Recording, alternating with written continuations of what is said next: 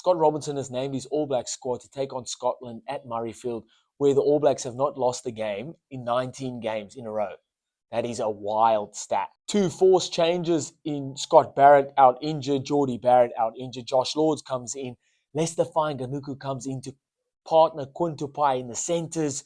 Oh man, and then Simon Parker dropped. Wallace Atiti starts at 6 and Duplessis Kirifi comes in on the bench. Scott Robertson obviously going for consistency here, Grand Slam tour, all on the line. This is their second leg of the Grand Slam. They beat Ireland last week in Chicago. Now it is Scotland at Murrayfield. Scotland have never beaten the All Blacks as well. That is another crazy stat heading into this game. A very, very strong squad, very exciting squad as well. But before we get into it, what's up guys, Dane here, host of the Kick On Rugby channel. As you can see, not in my usual studio on the Gold Coast on holiday, but still getting content out. So if you haven't already, chuck us a subscribe. Have the goal of hitting 10,000 subscribers by the end of the year. Help a brother out. Join in the conversation. Share it with your mates. Hit that subscribe if you haven't already. If you've been watching along, you've been watching all the videos, you're loving the content, you see it on Facebook or TikTok or Instagram. I can't believe I've just said you see my content on TikTok. Yeah, I'm on TikTok. I've hit over 10,000 followers on TikTok. Who am I? Join in, hit subscribe. Let's just get straight into it. So the All Black squad to take on Scotland. Ethan de Groot, Cody Taylor, Fletcher Newell up front. Josh Lord, Fabian Holland in the locks. Back row, Wallace Atiti, Artie Savia, Peter Lakai. Then Cam Roigard, Beauden Barrett, 9 at 10. Quintupai and Lester Fainga'anuku, the Bash Bros in the midfield. And the back three of Caleb Clark, Leroy Carter, Will Jordan. On the bench, we've got Samisoni Tokiaho, Tamati Williams, Pasilio Tossi, Sam Derry, Duplessis Kirifi, Cortez Ratima, Billy Proctor, and Damien McKenzie. Of course, you've got the forced changes, Jordie Barrett, Scott Barrett, both injured. They're out. Simon Parker gets dropped out of the matchday 23. Wallace Atiti moving to 6, and Duplessis Kirifi coming on to the bench. So up front, you wouldn't, again, going for consistency, you wouldn't want to change much, especially you see the guys that came on last week that did really well. So your Tokiaho, your Tamati Williams, Tossi when he came on, really good. D-Mac as well. You want to keep it's a catch-22, isn't it? Because you want to reward these guys and you want to give them a start, but you also want to have them at the back end of those games to come on and keep bringing that energy. You don't want that to change as well. So that's a very fine line of rewarding those guys, but then also still wanting to keep things the same so you can get the same result, because that's what it is. These guys the guys that are on the bench might potentially get more minutes in this game, obviously depending on how the game goes. But you can't fault Razor here for going consistency over anything. So I don't mind that from Razor. So like I said, up front, Ethan de Groot, Cody Taylor, Fletcher Newell, same. Those boys did a job up front. They did scrum really well versus Ireland. And then you've got the guys of Tokiaho, Williams, and Tossi to come on later to keep that same energy. That's what you want. And it's so important, if anything, to take the energy up, the intensity up a couple of levels. And that's what they did versus Ireland. And I'm sure they're going to want to do exactly the same versus Scotland at Murrayfield here. In the locks, so Josh Lord, Fabian Holland. This is big. The Flying Dutchman is going to have to stand up massively here. And he's been one of the finds of the international scene this year. He's definitely, for me, he's leading the breakthrough player of the year in the awards for sure, because he's been unreal and he's been, I won't say been thrown in the deep end now, but he's leading the charge now because Scott Barrett's injured, Patrick Tuipulotu's injured, Tupou Vai's injured, so many injuries in the locks. Josh Lord will say he did really well when Scott Barrett went down last week. Josh Lord came on and just did his job. Hit rucks, made tackles, strong carries when he needed to. That's all you ask from him. That's all he needed to do. Hit your lineouts. That's all you have to do. And that's all that they're going to expect from him this week. And then you've got Sam Derry on the bench to come on and, again, match the level of intensity or take it up a couple notches. And you're probably looking at the Flying Dutchman to play a full 80 minutes again. Really, like, fingers crossed, no more injuries at lock in the second row for the All Blacks, because they've been cursed there at the moment. Back row, Wallace Atiti, Artie Savia, Peter Lakai. If that is not a back row and a half, I don't know what is. Like, you talk about England having back row depth with all the guys that they have.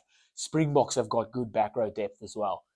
That is a Satiti, Savia, Lakai.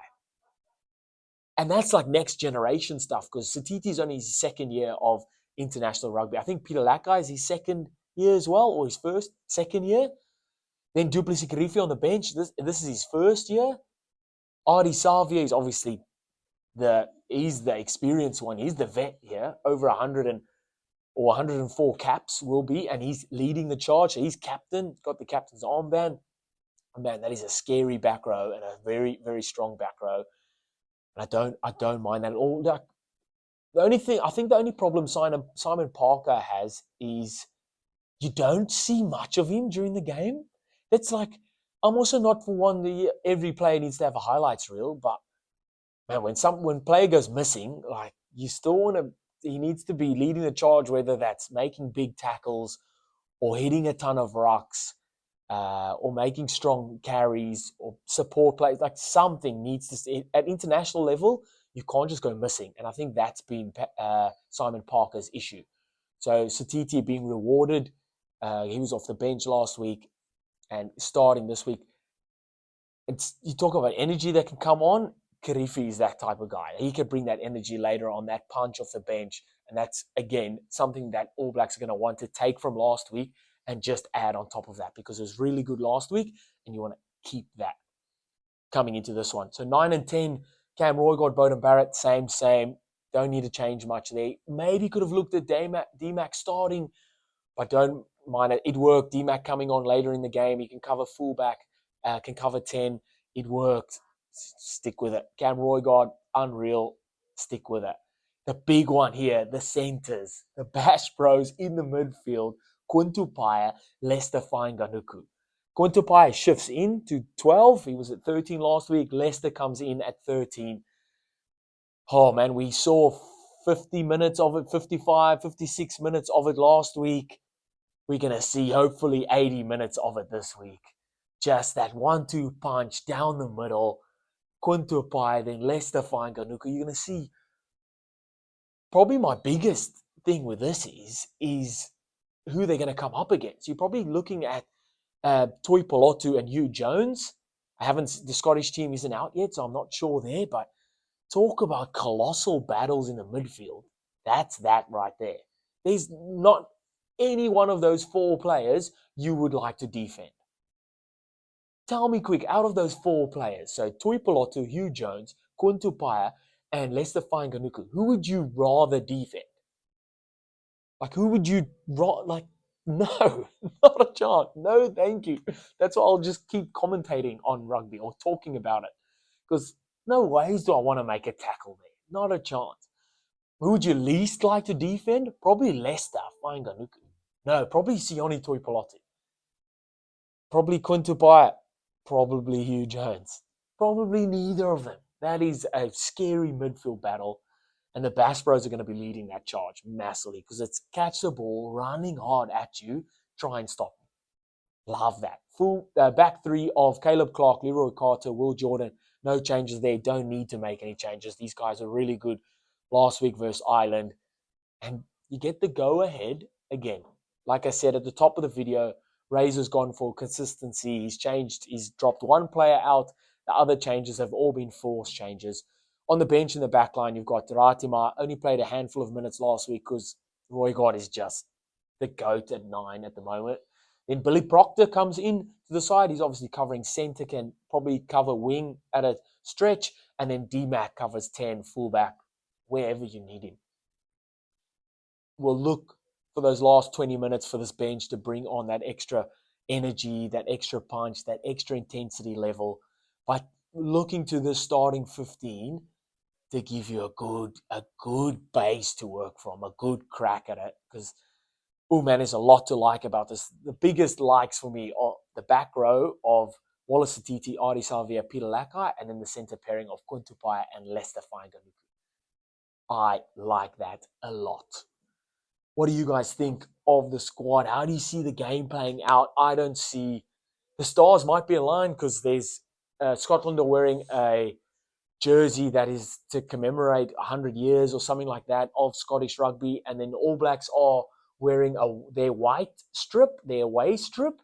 So there could be something in that. All Blacks historically don't really play that well in the white strip, but on the other hands, they do. Who knows? I don't see Scotland breaking this drought or this record. I think the 19 straight wins for the All Blacks at Murrayfield go to 20. And I think All Blacks get the job done by 10 points. What do you guys think? Let me know in the comments. Hit that subscribe if you haven't already. I'll see you next time. Bye.